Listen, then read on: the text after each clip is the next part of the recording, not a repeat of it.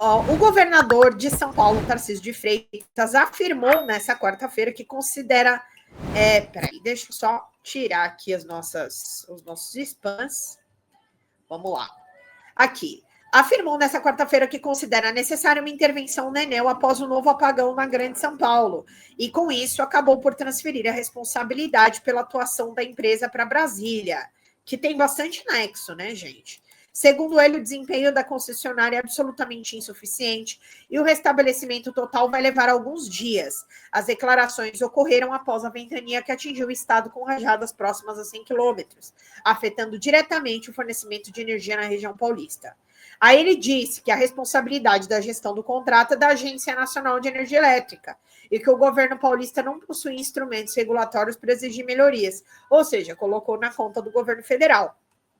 Gente, pelo amor de Deus, um exercício essencial da sua capital e do estado, né? Não adianta você simplesmente pegar e jogar isso na conta. Você tem que fazer um requerimento, afinal de contas é um problema local, não são todos os estados do Brasil, e colocar essa responsabilidade na Enel é ridícula, né? Então, assim, é impressionante como quando a responsabilidade do governo federal, eles não querem que seja, e aí quando a responsabilidade é do estado, eles jogam para o governo federal. É assim, é tudo para que seja culpa do Lula. Gente, a minha vizinha está ouvindo um sertanejo muito alto, que eu vou ter que fechar a janela. Gente, vamos lá através do Superchat e dos Super Stickers. Vamos contribuir aqui para a nossa meta, meu povo. Vocês podem contribuir com o cartão de crédito através das mensagens ou também através do Pix, folhademocrata@gmail.com. Vamos lá, gente, ainda falta bastante para a nossa meta. Essa semana foi intensa. A gente merece fechar a nossa live no glamour, né? E eu também vou falar um pouquinho mais dessa operação da Polícia Federal. Peraí. Ai, socorro, Deus. Pronto, gente. Voltei.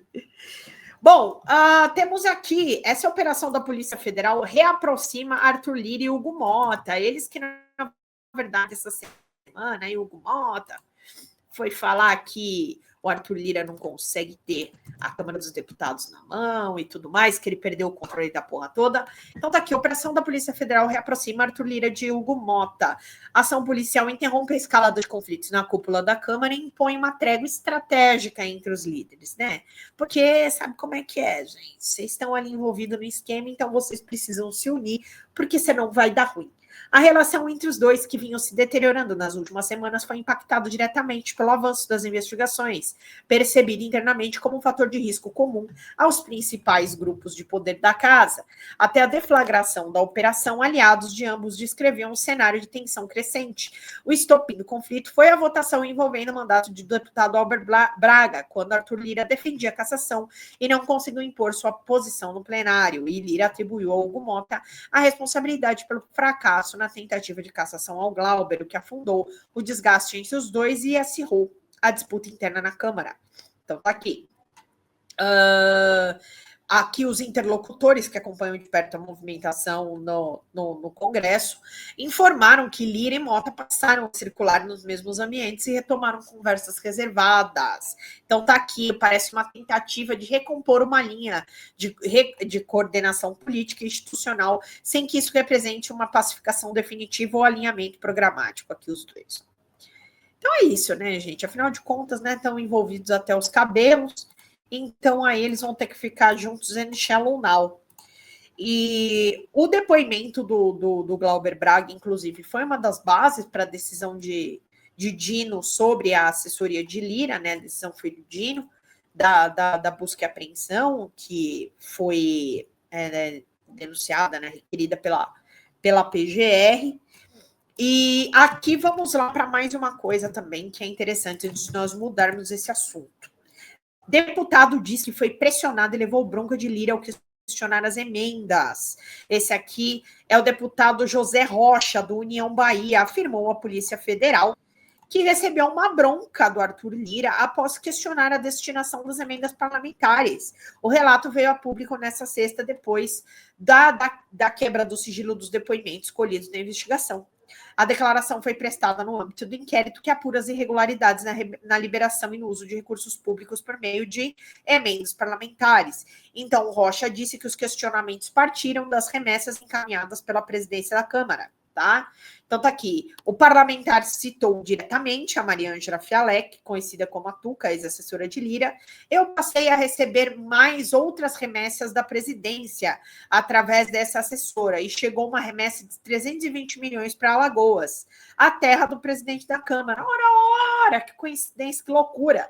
Rocha disse que decidiu segurar o envio dos documentos ao ministério responsável. Eu segurei o envio para o ministério, questionando que eu precisava saber que destinações teriam os recursos e quais seriam os beneficiários, os autores. Segundo ele, novas remessas chegaram em seguida, vieram umas outras, e se não me falha a memória, mais 2 remessas de minutas de ofício acompanhando as planilhas. E eu segurei. Então, aí ele falou, o presidente ligou, dizendo que ele estava criando um problema, referindo-se a Arthur Lira. Então, no final de 2024, Rocha já havia declarado que as atas das emendas aprovadas por comissões não existiam e acusou Lira de faltar com a verdade em informações enviadas ao STF. Então, tá aqui, teve outros parlamentares que fizeram parte da investigação, o Glauber Braga, do PSOL do Rio de Janeiro, a Adriana Ventura, do Novo de São Paulo, Fernando Marangoni, do União de São Paulo, o doutor Francisco, do PT do Piauí, o senador Cleitinho, do PL de Minas Gerais, né, gente? Aquele rolo de café com bolo. Então, vamos continuar aí. Célia, muito obrigada, minha querida. Já ajuda aqui na nossa membresia, na nossa meta de membros, né? E agora faltam, então, R$ 78 para a nossa meta e também uma membresia, gente. Então, bora lá. Vamos prestigiar aqui o nosso canal semana inteira de cobertura de todos os acontecimentos. Ficamos loucos, eu e Pedro Zambarda, a gente acompanhando aí tudo que acontecia nessa vida de, meu Deus do céu, do Brasil, né? Não foi fácil, não, meu povo. Então, quem puder contribuir através do Superchat, do Super Stickers, ou também através do pixfolhademocrata@gmail.com, só nos digam aqui no nosso chat como é que as coisas estão, tá? Então, me digam aqui quanto que vocês conseguiram mandar no Pix e tudo mais. E também falem sobre a semana aí de vocês, o que vocês estão achando de tudo. Interajam comigo, porque maluquice pouca foi bobagem, né? Então, vamos ver por aqui. Vamos falar da Zambetta, gente? Vamos falar da Zambetta? Então, vamos lá. Em 24 horas, tudo ruiu. Zambelli, fora do mandato, e Polícia Federal avança em Gustavo Gayer. O que a gente precisa falar com relação a isso, tá? A gente teve a confirmação do STF da decisão de Moraes com relação à cassação da Zambelli, porque eu lembro de ter explicado ontem para vocês, eu não sei se eu expliquei ontem, porque eu também acabei falando sobre isso no DCM hoje. Mas o que acontece? Ah, não, falei sim, que eu justifiquei com o artigo 55 e com o artigo 15 da Constituição Federal. A Câmara só tinha que reconhecer a cassação da Carla Zambelli, ela não tinha que ter colocado para votação. Então, esse é o ponto que todo mundo precisa entender do porquê que o STF fez essa declaração, colocou em votação, porque estava indo contra dois artigos da Constituição Federal, artigo 55 e artigo 15. Tá? Quando você tem uma sentença transitada em julgado, a perda do mandato é apenas uma declaração. Você não tem que dizer se está certo. Isso já foi feito pelos processos que a Carla Zambelli sofreu da invasão do CNJ e também de ter apontado a arma para o Luan Araújo, jornalista, né? De tê-lo ameaçado com uma arma à luz do dia, é uma coisa que todo mundo faz.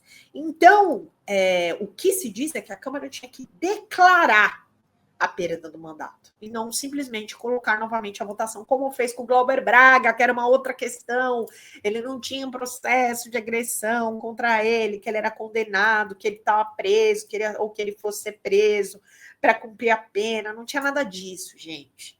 Foi uma situação ali que aconteceu na própria Câmara, que foi para o Conselho de Ética. Então, assim, vamos colocar os pesos e as medidas onde elas deverão estar. Fala galera da Folha TV, não se esquece de se inscrever aqui no nosso canal para assistir programas como Folha Notícias Manhã, Folha Notícias Noite, o nosso Folha Entrevista e o nosso Barzinho das Meninas. Muitas coisas bacanas a gente acompanha por aqui e a gente precisa muito, muito do apoio de vocês para nosso trabalho jornalístico, investigativo, de curadoria de conteúdo, com vocês ajudando no nosso Pix, folhademocrata@gmail.com, ou mandando superchats, valeu demais, e os recursos financeiros, tornando-se membro do nosso canal, no nosso curso de jornalismo básico, para você ficar muito bem informado a respeito de tudo. Queridos e queridas, muito obrigado pela presença de todos vocês. Vida longa e próspera. Cuidem-se, cuidem dos seus, e não esquece de se inscrever aqui na Folha TV. Até mais!